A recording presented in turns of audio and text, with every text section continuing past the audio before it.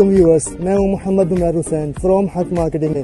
آج ہم آئے ہیں بلان پلیٹینیم کے سائٹ پر جو 70 فٹ کے چوڑے روڈ پر ہے اور 3 سائڈ کارنرز ہیں یہ، اور اس کے ساتھ باؤنڈری وال گیٹڈ ہے۔ یہ 70 فٹ کے روڈ سے 35 فٹ کے کم سے کم روڈز ہیں اس کے اندر، اور اس کے علاوہ آپ سامنے دیکھ سکتے ہیں کہ ہمارا کام اسٹارٹ ہو چکا ہے، ڈیولپمنٹ میں کام اسٹارٹ ہو چکا ہے، اور یہ سیوریج کی لائنیں بھی ڈلنا اسٹارٹ ہو چکا ہے الحمدللہ۔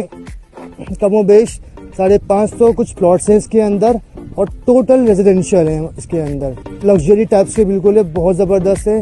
اور اس کے اندر ایمینٹیز ہیں، مسجد ہے، کمیونٹی ہال ہے، اسپورٹس کمپلیکس ہے، اور اس کے علاوہ پارکس ہے، پلے لینڈ ہے، پلے گراؤنڈ ہے، کلب ہاؤسز ہیں اس کے اندر۔ سب سے بڑی بات، ایک مکمل سیکورٹی سسٹم جو آپ کے بچوں کے لیے سیف اینڈ سیکیور ماحول جو دے رہا ہے وہ جی F S builder and developers کے ریٹس ہیں۔